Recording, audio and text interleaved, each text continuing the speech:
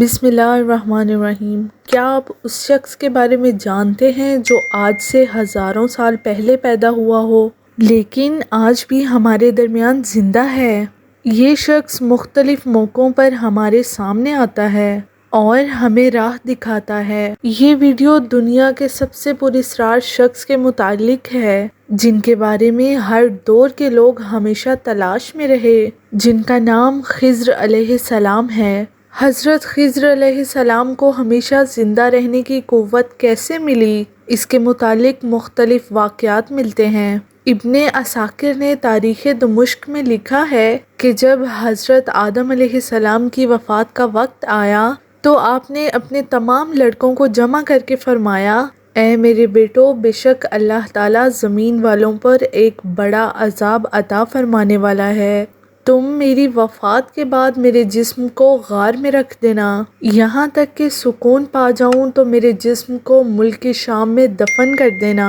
لہٰذا آپ کی وفات کے بعد آپ کا جسم مبارک آپ کے بیٹوں کے پاس رہا۔ جب اللہ تعالیٰ نے نوح علیہ السلام کو مبعوث فرمایا تو انہوں نے حضرت آدم کے جسم کو اپنے پاس رکھا۔ جس وقت اللہ نے زمین پر طوفان بھیجا اور پوری زمین ایک زمانہ تک ڈوبی رہی، پھر طوفان ختم ہونے کے بعد حضرت نوح بابل شہر میں آ کر ٹھہرے اور اپنے تینوں بیٹوں شام، حام اور یافس کو وصیت کی کہ حضرت آدم علیہ السلام کے جسم مبارک کو اس غار سے لا کر شام میں دفن کر دو جہاں انہوں نے وصیت کی تھی۔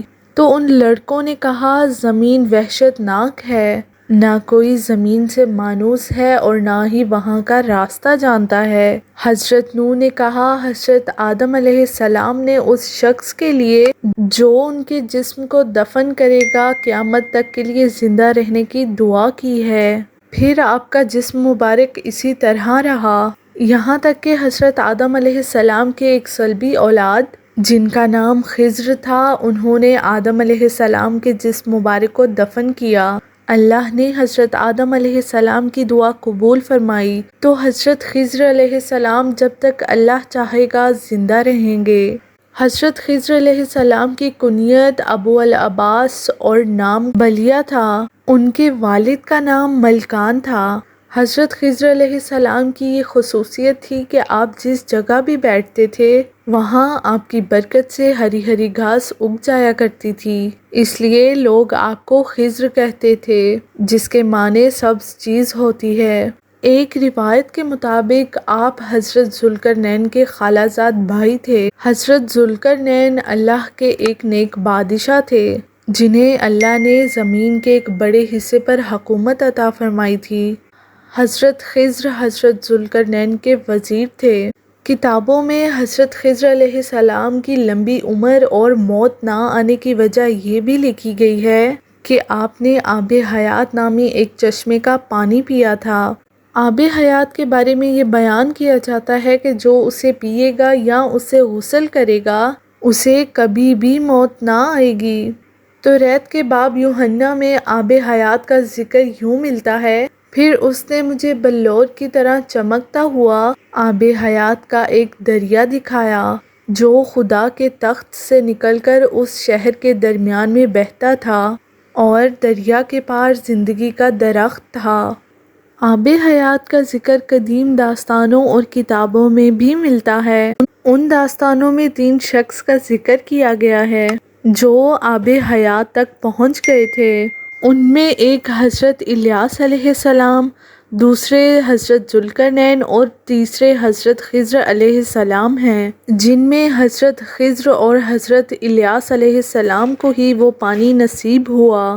روایتوں کے مطابق ذوالقرنین نے قدیم تاریخی کتابوں میں پڑھا تھا کہ سام بن نوح کی اولاد میں سے ایک شخص چشمہ حیات سے پانی پی لے گا تو اس کو موت نہ آئے گی۔ اس لیے حضرت ذوالقرنین نے پانی کی تلاش میں مغرب کا سفر کیا۔ ذوالقرنین کے علم میں یہ بات آئی کہ آب حیات اندھیرے راستوں میں موجود ہے اور وہاں 360 چشمے موجود ہیں، لہٰذا ذوالقرنین نے اپنے لشکر سے 360 لوگوں کو چنا اور ہر ایک کو ایک ایک مچھلی دے کر حضرت خضر کی سربراہی میں روانہ کیا۔ تمام لوگوں کو یہ ہدایت دی گئی کہ ہر شخص اپنی مچھلی کے ساتھ چشمے میں اتر جائے اور واپس آ کر اپنی اپنی مچھلی ظاہر کرے۔ کافی لمبے سفر اور دشواری کے بعد آخر یہ لوگ اس چشمے تک پہنچ گئے۔ جب واپس آئے تو ذوالقرنین نے کہا کہ سب اپنی مچھلی جمع کروا دیں، لہٰذا سب نے اپنی مچھلی ان کے سامنے پیش کر دی سوائے حضرت خضر علیہ السلام کے۔ ذوالقرنین نے دریافت کیا تو انہوں نے بتایا کہ میں جب چشمے میں اترا تو مچھلی میرے ہاتھ سے نکل کر پانی میں چلی گئی۔ میں نے غوطہ لگا کر اسے پکڑنے کی بہت کوشش کی مگر ناکام رہا۔ ذوالقرنین نے کہا کہ وہ پانی آپ کے مقدر میں تھا۔ آب حیات میں غوطہ لگانے اور اس مقدس پانی کو پینے کی برکت سے حضرت خضر ہمیشہ زندہ رہیں گے اور آپ کو کبھی موت نہ آئے گی۔ حضرت موسیٰ علیہ السلام سے بھی حضرت خضر علیہ السلام کی ملاقات کا ذکر قرآن مجید سے ملتا ہے، جس کے مطابق حضرت خضر کو ایک الہامی علم عطا کیا گیا تھا جسے علم لدنی کہتے ہیں۔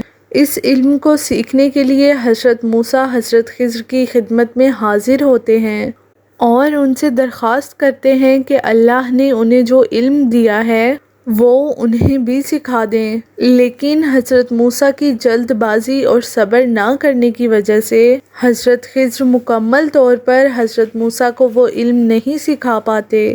بعض علماء نے اس واقعے کو دلیل بنا کر حضرت خضر کو نبی قرار دیا ہے، کیونکہ ایک پیغمبر کو ایک عام بندہ کوئی علم نہیں سکھا سکتا۔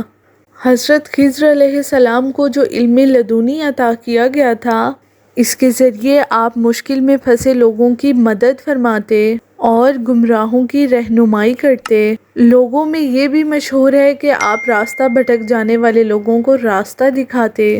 روایتوں کے مطابق حضرت الیاس علیہ السلام کی ذمہ داری سمندر میں لوگوں کی رہنمائی کرنا ہے اور حضرت خضر زمین پر لوگوں کی رہنمائی کرتے ہیں۔